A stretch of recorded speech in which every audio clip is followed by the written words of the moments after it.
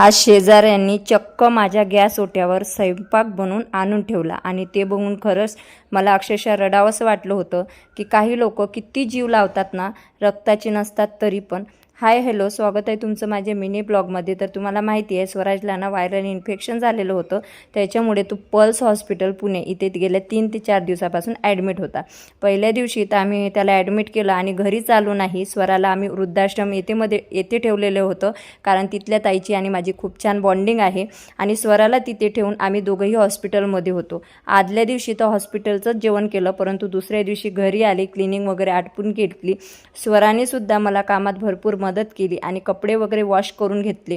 आणि आता मला माझे प्रमोशनचे व्हिडिओसुद्धा शूट करायचे होते आणि स्वयंपाक पण करायचा होता, परंतु बाजूच्या ताईंनी संपूर्ण स्वयंपाक करून माझ्या गॅस ओट्यावर आणून ठेवलेला होता.